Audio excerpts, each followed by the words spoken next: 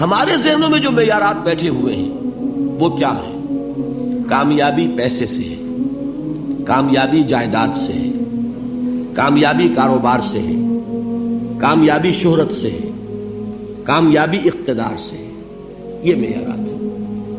جو جتنا دولت مند اتنا کامیاب، جو جتنا مشہور اتنا کامیاب، جو جتنا پاپولر اتنا کامیاب، جو حکومت پر پہنچ گیا کامیاب، جس نے بڑا کاروبار جما لیا کامیاب، جس نے بہت جائیداد بنا لی کامیاب. یہی ہے اصل میں ساری بس کی گانٹھ.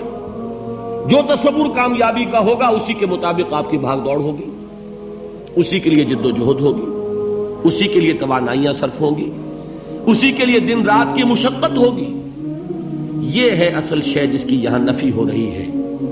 کامیابی دولت سے نہیں، کامیابی شہرت سے نہیں، کامیابی اقتدار اور طاقت اور حکومت سے نہیں، بلکہ کامیابی ہے ایمان سے، عمل صالح سے، تواصی بالحق سے، تواصی بالصبر سے. آپ غور کیجئے اس نقطہ نظر کا، اس ایٹیچیوڈ کا، یہ جو مینٹل ایٹیچیوڈ ہے اس کا بدل جانا ہی انسانی شخصیت کے اندر انقلاب برپا کرے گا. اب آپ کا نتیجہ کیا نکلا؟ اگر تو دولت سے کامیابی ہوتی تو قارون بہت کامیاب تھا، اگر حکومت سے کامیابی ہوتی تو فرعون اور نمرود بہت کامیاب تھے.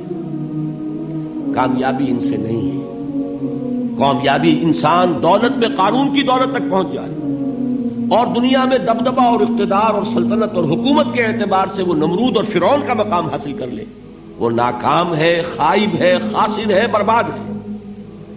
اور ابو ذر غفاری کامیاب ہے، چاہے ان کے پاس کچھ نہیں تھا، جھونپڑی تک نہیں تھی، کوئی گھر نہیں تھا.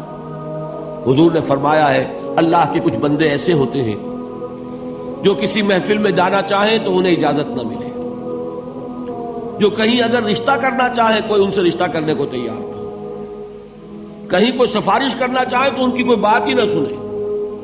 لیکن اللہ کے ہاں ان کا وہ مقام ہے کہ اگر بھولے سے بھی کسی بات پر قسم کھا بیٹھتے ہیں تو اللہ ان کے قسم کی لاج رکھتا ہے. یہ ہے فرق.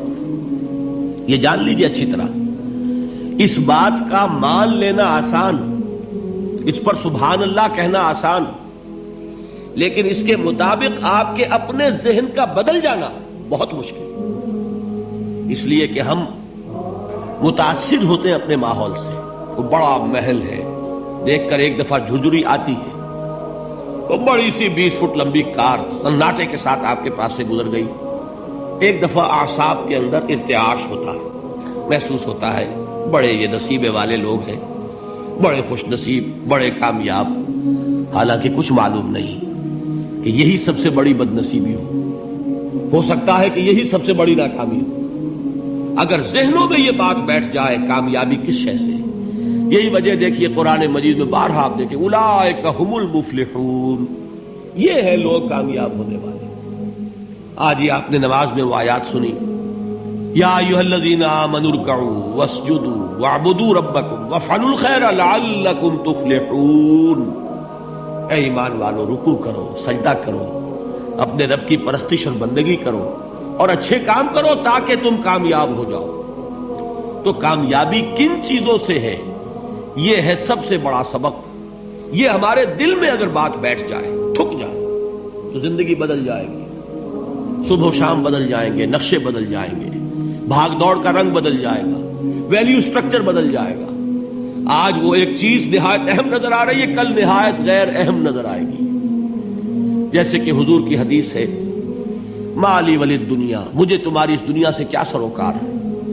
انما مثلی کراکب استظل تحت شجرۃ ثم راح فترکها، میری مثال تو اس سوار کی سی ہے جو تھوڑی دیر کے لیے ایک درخت کے سائے میں ٹھہرتا ہے سستانے کے لیے، پھر وہ اپنا راستہ لیتا ہے. اسے اس درخت سے مستقل تعلق اس کا نہیں ہے، وہ اس کا گھر نہیں، وہ اس کی منزل نہیں. اسی طرح یہ دنیا میرا گھر نہیں ہے. اب دیکھیے ہم کہتے ہیں انا للہ و انا الیہ راجعون، ہم تو مسافر ہیں، ہم اللہ کے پاس سے آئے، اللہ کی طرف ہمیں لوٹ جانا ہے. کن فی الدنیا کانک غریب و عابر سبیل، حضور فرماتے ہیں دنیا میں ایسے رہو جیسے کہ تم اجنبی ہو یا راہ چلتے مسافر. لیکن یہ طرز عمل کب ہوگا؟ جبکہ یہ آیت ہمارے ذہنوں کے اندر بیٹھ گئی ہو، والعصر ان الانسان لفی خسر الا الذین آمنوا وعملوا الصالحات وتواصوا بالحق وتواصوا بالصبر۔ یہ ہے اصل بات جو میں نے عرض کیا تھا کہ میں بتاؤں گا صحابہ کیوں ایک دوسرے کو یاد دلاتے تھے۔ اس لیے کہ دیکھیے جیسے برف باری اگر ہو رہی ہو، آپ باہر نکلیں گے تو برف آپ کے کپڑوں پر جم جاتی ہے نا، تو آپ جھٹکتے ہیں کپڑوں کو تاکہ برف ہٹ جائے۔ ہمارے ایمان پر اس دنیا میں رہتے ہوئے جب ہم متاثر ہوتے ہیں ماحول سے تو گردہ آ جاتا ہے، برف پڑ جاتی ہے، اس کو جھٹکتے رہنے کی ضرورت ہے۔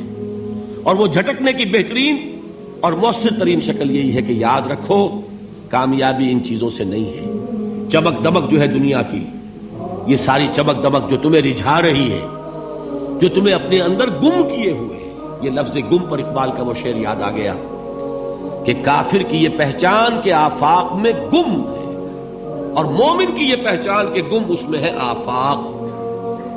تم گم نہ ہو کر رہ جاؤ، اس میں مبہوت نہ ہو کر رہ جاؤ، مرعوب نہ ہو کر رہ جاؤ، دنیا ہی کی محبت تمہارے اوپر ڈیرے نہ ڈال دے، تمہارے دلوں کے اوپر مسلط نہ ہو جائے۔ لہذا تازہ کرتے رہا کرو، والعصر ان الانسان لفی خسر الا الذین آمنوا وعملوا الصالحات وتواصوا بالحق وتواصوا بالصبر۔ پھر یاد کر لو، پھر تازہ کر لو اپنے اس یقین کو کہ کامیابی دولت سے نہیں، کامیابی ثروت سے نہیں، کامیابی اقتدار سے نہیں، کامیابی شہرت سے نہیں، کامیابی جائیداد سے نہیں، کامیابی ہے ایمان سے، کامیابی ہے عمل صالح سے، کامیابی ہے تواصی بالحق سے، کامیابی ہے تواصی بالصبر سے۔ یہ چار چیزیں ہیں کہ جو کامیابی کے لوازم